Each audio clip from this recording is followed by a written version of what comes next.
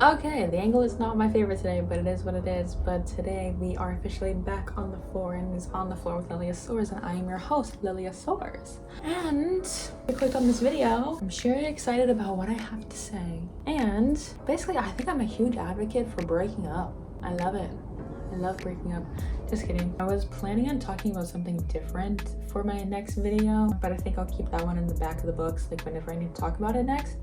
But I just feel like recently I've been getting a lot of little glimpses and images here just over and over. If you're new to my channel, make sure to subscribe so that you don't miss out on any future videos, and welcome to my video. So let's start it off, right? Has anybody been keeping up with Love Island, this past season of Love Island? Not to take Serena and Cordell, for example, right? Because she moved very, very slowly for a good reason. Because as much as we all love her, I know for a fact we've all seen the TikTok of her leaving a voice message to Cordell. And I think it's so funny. Definitely super relatable. Definitely how I can get. But in the show, she took her time for a good reason. And it happened how it needed to happen. But we definitely saw parts of like, no, we're gonna pull back a little bit, and this is just friendship, and this is that. And actually, then like when all the new bombshells came in, and everybody was doing their whole thing, all the stuff that happened with Casa, then we ended up seeing her be like, oh, no, actually, that is my man, get your hands off, which is completely justified, you know? Now that I'm thinking about it, the same could have been applied for Kayla and Aaron, because they just needed to break up. They needed to break up, because I feel like this kind of segues into another pointer I want to bring up, is that I feel like so many people are just in the wrong relationship and they don't want to admit it, and they're not comfortable processing that, or like the idea of just like having somebody nearby is so much more worthwhile to them than just holding out and waiting for a hypothetical perfect person. And I don't see how that's completely unlikely. There's genuinely so many people. There's so many people we experience and see every single day, you know? So it's like, how do we know that there's not somebody that's completely to the T, every little checkpoint available? Because the stories are there. The people who have created those stories and rhetorics for themselves, they end up dating or marrying the person that has those exact same qualities. So it can happen for you too, and it can happen to anybody. I guess with that portion being said, I feel like I also want to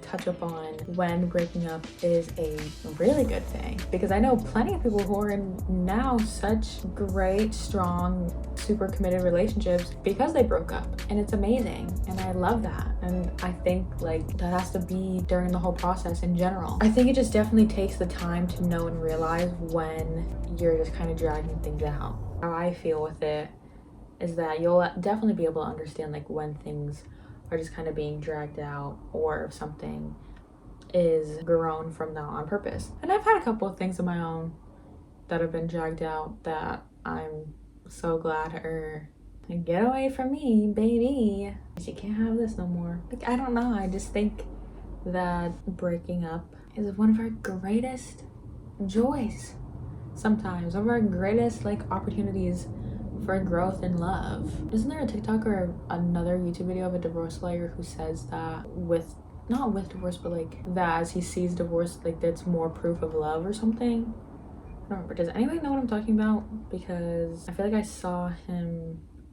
a video of some guy saying, like, he was a divorce lawyer, and I saw him saying that. Like, he was saying how like now there's proof of like experienced love and stuff, because like I don't know, like the process of how things go, or like the pain of how everything goes, you can tell that it was there, because it's like, if you guys really do truly love each other, then you'll come back together and you'll be so happy and everything will be great. Or if it's not that way, then at least you can focus on the happy moments and the good times. We only focus on the happy when we're bad, and we only focus on the good. No, we only focus on the good when it's bad, and we only focus on the bad when it's good. Hi, it's me editing from the future. I think when I was trying to say this, I was trying to word it as like, if you're in a bad relationship, then you're going to take everything you can to try and focus on the good, I believe is what I was trying to get at here. But when you're in a good relationship, like, you're so not used to it that instead you, like, cling at the bad parts and you try to turn something out of nothing with the bad parts, because, like, there's, like, he could be, like, this perfect person for you on paper, but it's, like, then there's gonna be, like, this one bad thing because you're just not used to having a good, happy, healthy relationship, I suppose. I think that's where I was trying to get with this, because the way I was trying to describe it before, I have no clue what this girl is talking about. I don't know what she's talking about. She's a little confusing, but I think what I'm trying to say here is that I was trying to refocus on past bad relationships I've had, where it's like, when you reminisce about them, of course you only remember the good parts, because you don't want to remember the parts where he didn't talk to you for a whole day. Huh? You don't want to remember that part, do you? I thought about that way earlier, but now I feel like it's not coming out right. When you try to justify the bad, I think, is when you kind of focus more on the positive things. Because one of my relationships, I used to be hanging on to this person for so long, so long, which, like, makes me wonder why I have stopped that. Why have I stopped holding certain people accountable, holding myself accountable? And that ends now, that ends today. That is not who I want to continue to keep being, because I know dang well, I feel like I've just learned a lot while being broken up, or like being single now, you know? Like, I had to have that realization yesterday. Like, I kind of forgot for a second that, like, I am technically still single. I'm a single lady. I get to pick out of the bunch and see who is worthy of me, okay? Because in here I hold myself very highly. And even just that alone, not many people can handle the bold personality, the self-absorbed personality, I suppose, the selfishness of how I get sometimes. And that's okay, because then that just proves that those people aren't worth the actual nurturing and loving, caring, forgiving part of myself, you know? And I think that's where I've ended up getting stepped on a lot, because I struggle with my boundaries a lot, and that's something that's just part of me to learn, to really uphold, because there is a certain way that I want to live my life. There's a certain way that I have my expectations, and that's fine. That's completely fine. There's a certain environment that I grew up in as a kid, and I don't want to experience that twice, especially with having my own child now. Like, I don't want that to be the scenario. I don't want that to be a repeat. I don't want to continue that for generations to come. And I think trying to uphold that is just something that I'm very proud of. But that doesn't mean that we can always tell the future, though, you know? Sort of, for example, but not necessarily for example, because I'm not going to name any names of people that I do know. There's scenarios where, you know, they break up and make up and break up and make up, and maybe they do that 3 or 4 times until finally they just get it right. They needed to learn those lessons, and maybe they needed to learn those lessons separately before they were able to learn them together. And maybe while separately they learned, oh, what we're doing here is just like a self-sabotaging behavior, like, oh, what I really should be doing is letting you in when all I'm doing is just pushing you out, blah, blah, blah. And now they're extremely happy, and that's something to applaud, something that's cherishing. Because no matter what, like, any time that you spend with somebody is time that you should be grateful for, and you shouldn't feel regretful about it, because, like, just getting to know people is a very awesome, expressive, intimate thing. And then there's also the case of people who they break up and then maybe they stay separated for like 5 years, 10 years.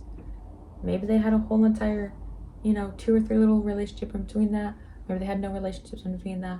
But then they come back together again, and it's like, oh my goodness, where have you been? I've just been waiting this whole entire time, and everything's good, and it feels like there's been no wasted time at all, because like they're meeting each other at a different growth point. And then there's this one I will kind of name because she's one of my very good dear best friends, and her and her girlfriend broke up for like a month. But it's funny because we were just talking about this the other day, and for her that helped solidify that is not what she actually wanted to do, and it was just a lot that she was going through. Because even I during that time was like, you two, what?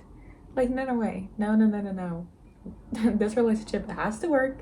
This relationship has to get back together.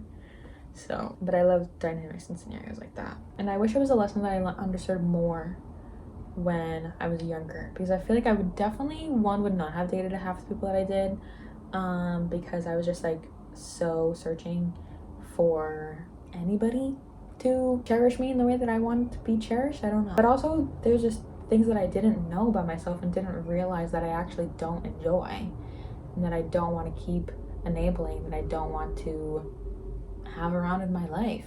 It's okay to have some hard no's.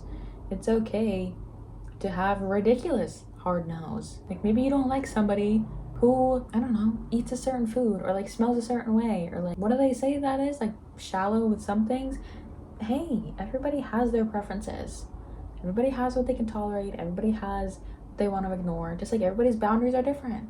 Everybody's conditions are different. Like it is worth it to change and grow in a relationship, but you shouldn't change and grow just to appease the other person. Like you should do it because you really genuinely care about that person. You want to grow together. I don't know, I really just had to like get that off my chest, I think. And really it's like not coming from anywhere. I just kind of wanted to be funny with it because I do truly believe that there's so many people who are just, it's more worth it to just break up. Aside from the whole scenario of how it can be very beneficial to the relationship, I think there's people who like you're both holding on for what? We all hear those stories where like one person's boyfriend or somebody's girlfriend like is doing something the other person doesn't like, and like they're kind of just sitting there every single day trying to be happy about it or like make peace with it. But it's like, why put yourself through that agony? Why put yourself through that distrust? Why put yourself through anything at all that isn't going to make you happy and make you feel at peace and make you feel calm? But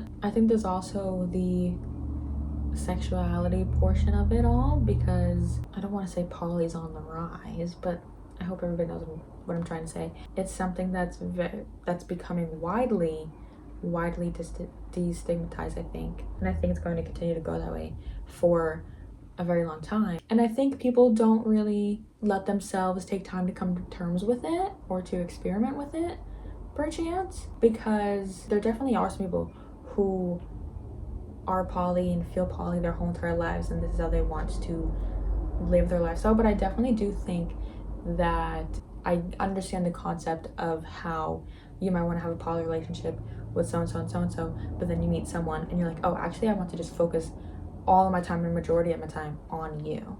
And again, that's something that's completely okay to explore and grow and learn about. You're never going to stop encountering people.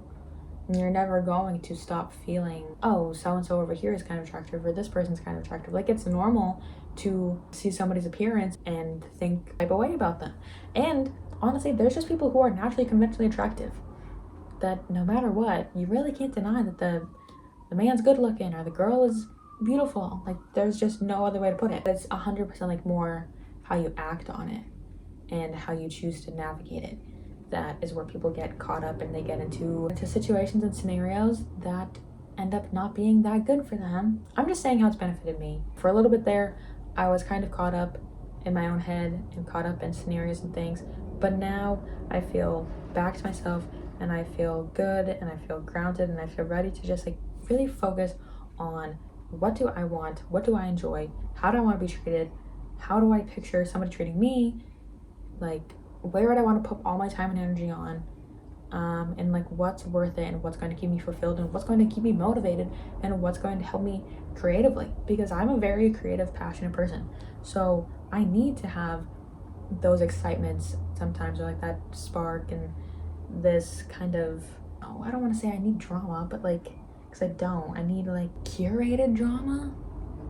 Does that make sense? Like like romance? I mean, like fantasy? I have no idea. I don't know how I'm trying to say this. I feel like if you're creative or artistic, then you get what I'm trying to say. I just think more people need to focus on what's going to make them happy. Obviously, try not to hurt anybody's feelings in the process, and it's never, and I'm sure many people like don't go into things with intentions to hurt the other person, because nobody wants to be malicious on purpose, unless, you know, obviously you're one of those people who are psychopaths, I'm pretty sure, weirdos. Anyway though, and if you are broken up or you have broken up, it truly will get okay again, and you really do get over it on a random Tuesday.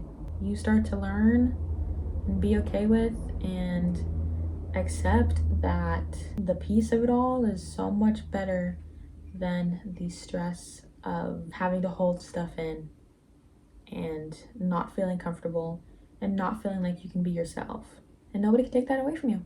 And I hope people apply this to friendship situations too. Kind of go through the same thing, you know? Like, you're either gonna make up and be stronger friends or better friends or have a different boundary with your friendship, or you're gonna turn around and realize, I think we learned what we needed to learn here.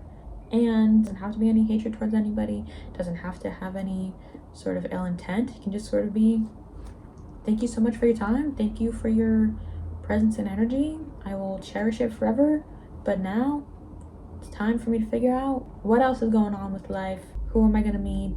What am I gonna be? Like, what kind of person am I gonna be? Just things like that. So yeah, thank you all so much for watching my video. I hope you enjoyed this video. I love talking to you guys. Make sure to like, comment, and subscribe if you enjoyed. I will see you all in my next video. Bye guys.